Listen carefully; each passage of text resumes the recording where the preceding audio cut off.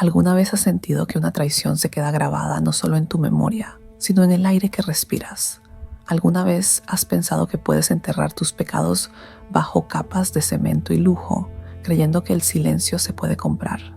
Sebastián lo creía. Él pensaba que el dinero era un borrador eterno para las manchas de la conciencia, pero hoy, mientras las puertas de esta mansión se cierran con un eco que suena a sentencia de muerte, Sebastián está a punto de descubrir que hay deudas que no se pagan con billetes, sino con cada segundo de una eternidad que apenas comienza.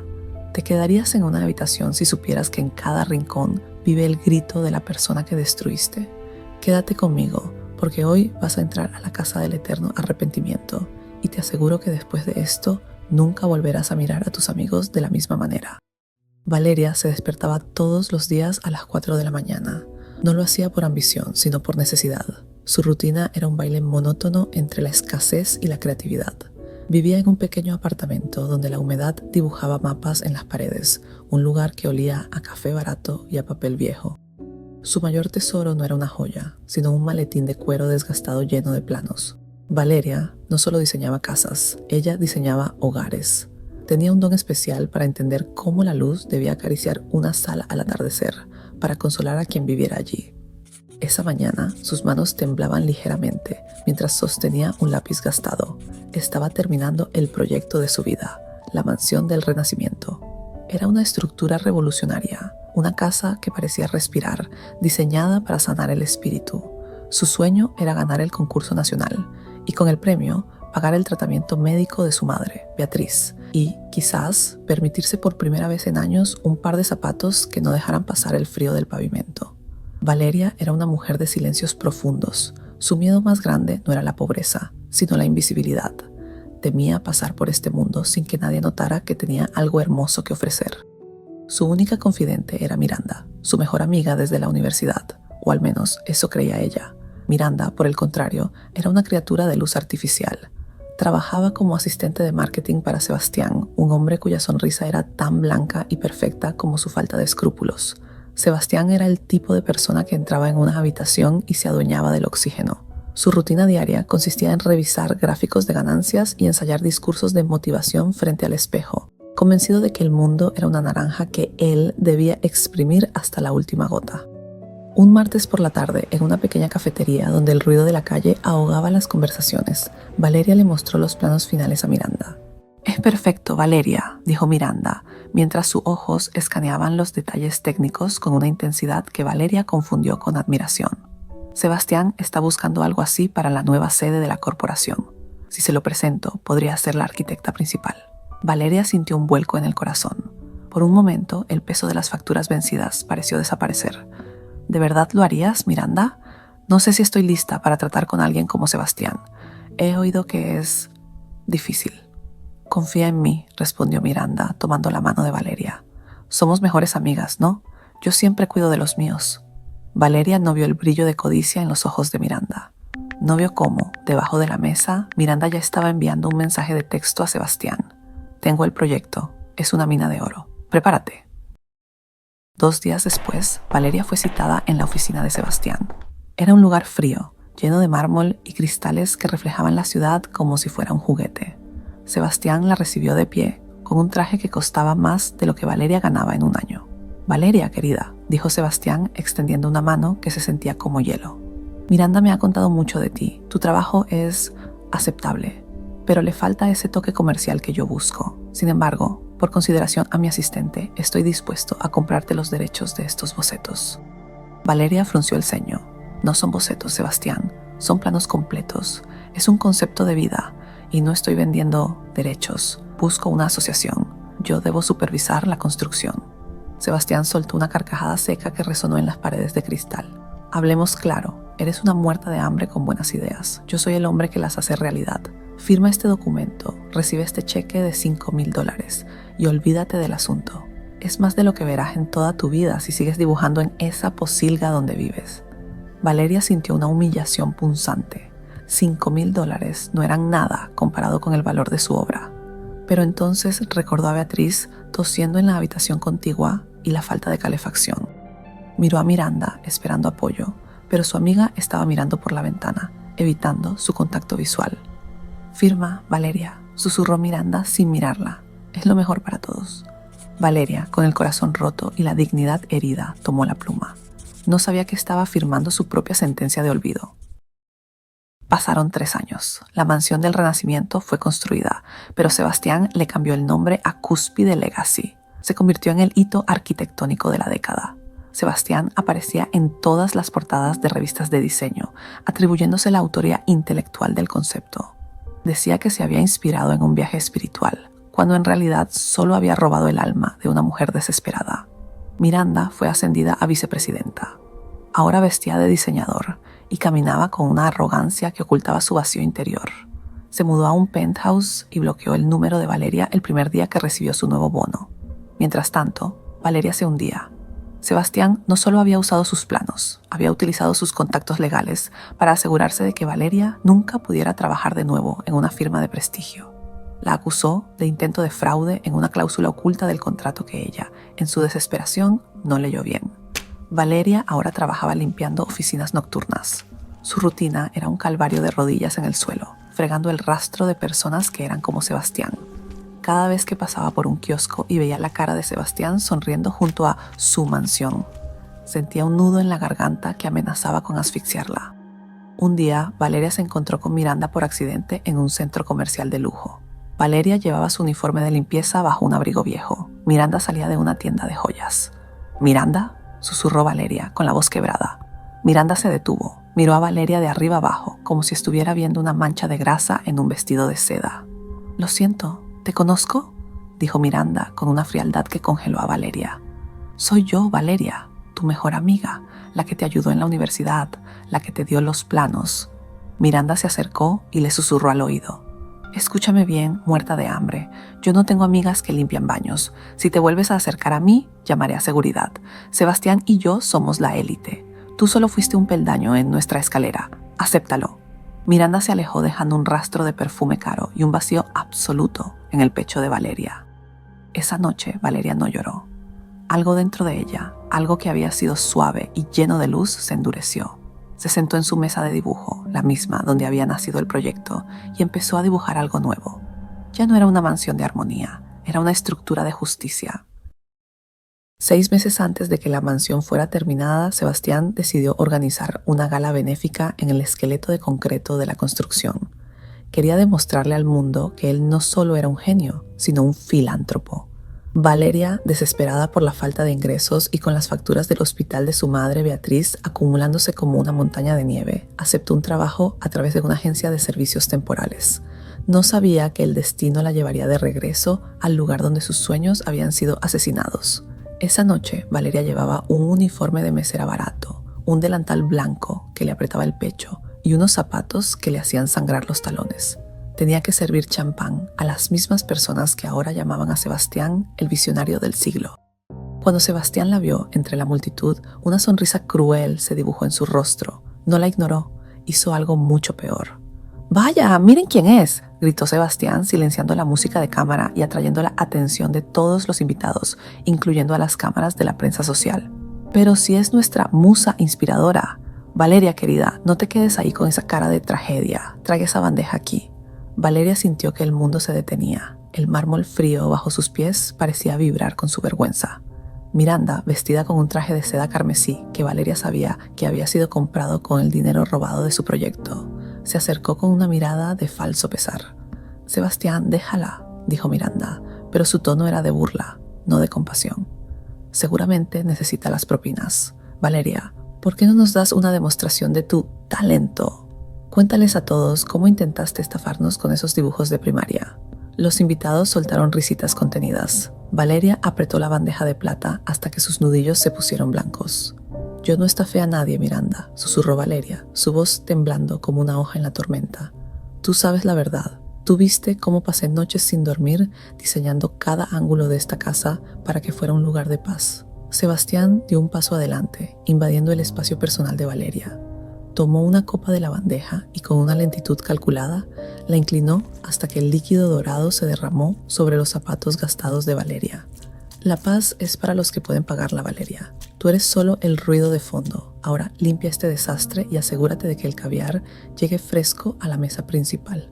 Si escucho una sola palabra más de tus planos, me aseguraré de que ni siquiera puedas limpiar baños en esta ciudad, ¿entendido? Valeria bajó la mirada.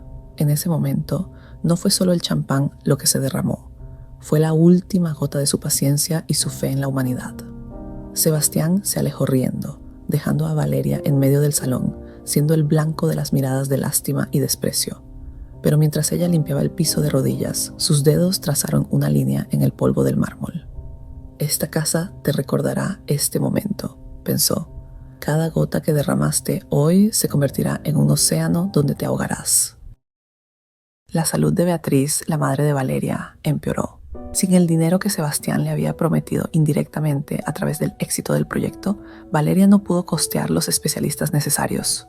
Una noche de invierno, mientras la nieve golpeaba la ventana rota del apartamento, Beatriz dio su último suspiro. Sus últimas palabras fueron: «No guardes odio, hija. El odio es una casa sin ventanas».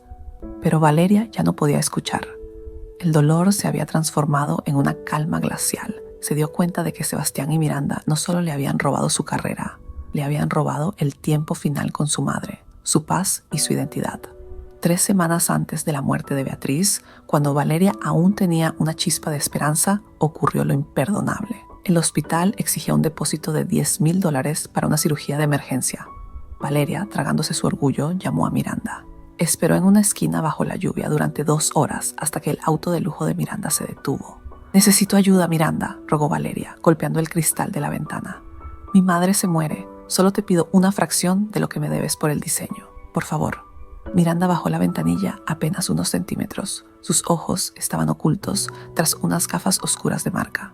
«Sebastián no quiere que te dé nada, Valeria. Dice que eres una molestia legal. Pero yo tengo corazón. Te daré el dinero, pero bajo una condición». Miranda sacó su teléfono celular y lo puso en modo de grabación. «Di a la cámara que eres una mentirosa. Di que tú nunca diseñaste nada y que todo fue una invención de tu mente envidiosa para intentar extorsionar a Sebastián. Si grabas este video y prometes no volver a hablar nunca de la autoría de la mansión, te haré la transferencia ahora mismo».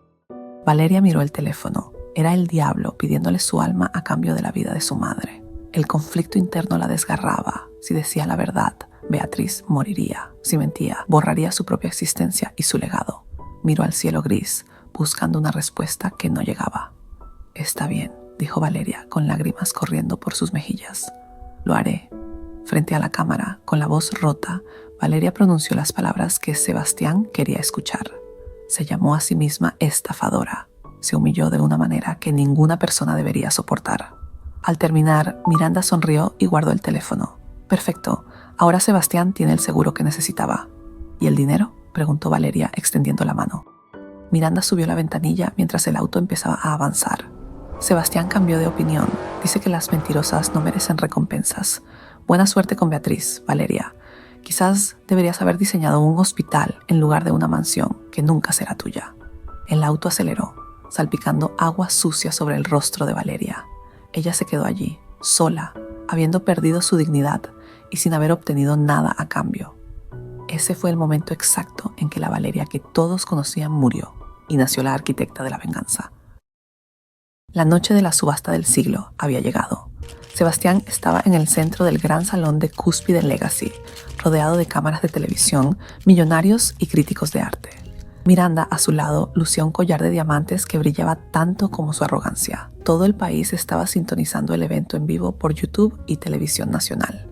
«Damas y caballeros», anunció Sebastián, levantando su copa de cristal, «esta casa no es solo cemento y mármol. Es el reflejo de mi mente, de mi esfuerzo y de mi integridad. Quien compre esta propiedad no compra una casa, compra un pedazo de gloria». En ese momento, las luces de la mansión se tornaron de un rojo carmesí profundo. Un sonido sordo como un latido de corazón empezó a emanar de las paredes. No era un fallo técnico, era el protocolo Beatriz, un software oculto que Valeria había programado en los sistemas inteligentes de la casa 3 años atrás, cuando aún trabajaba en los planos. De repente, la voz de Valeria inundó los altavoces de alta fidelidad, pero no era una grabación. Era ella transmitiendo desde una ubicación desconocida, su voz filtrándose en cada rincón de la mansión y en cada televisor que sintonizaba la gala. Sebastián, Miranda, Bienvenidos a la inauguración de la verdad, dijo la voz de Valeria, gélida y potente.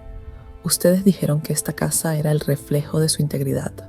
Veamos si el mármol puede sostener tanto peso. El pánico se apoderó de los invitados. Sebastián intentó apagar el sistema, pero la casa lo había bloqueado.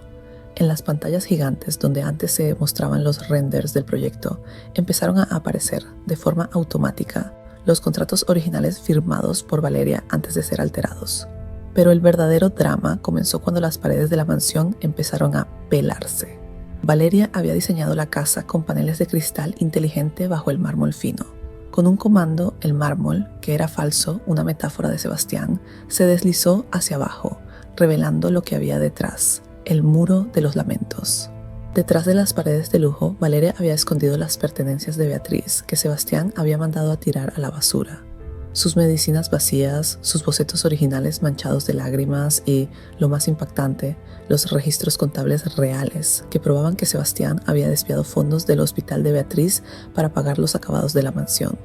¡Apaguen esto! ¡Es un hackeo!, gritaba Miranda, mientras las cámaras de la prensa la enfocaban de cerca. No es un hackeo, Miranda, respondió Valeria. Es la estructura misma de la casa.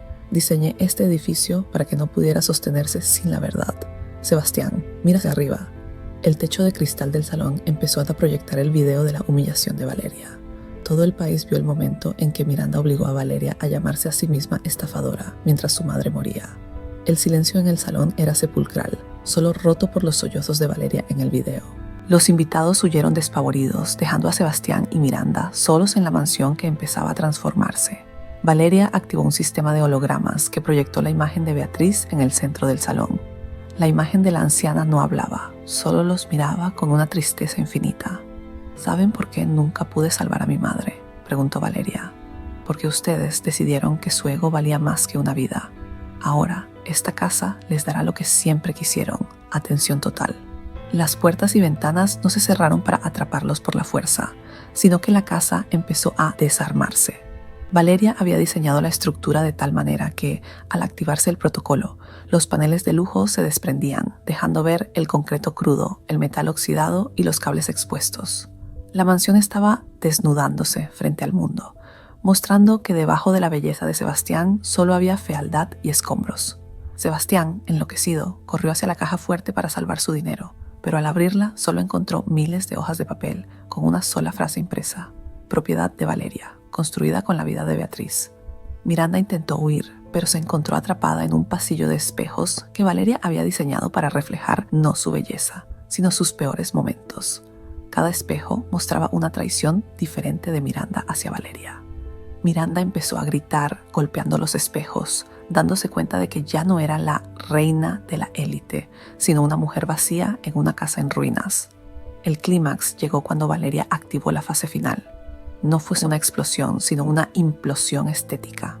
La mansión no se derrumbó sobre ellos, pero se volvió inhabitable. El sistema de agua empezó a inundar el salón con un líquido negro, simbolizando el petróleo y la ambición sucia de Sebastián. Los muebles de diseñador se hundían en el fango. Sebastián y Miranda quedaron atrapados en el balcón principal, frente a una multitud de personas que ahora les gritaban ladrones y asesinos.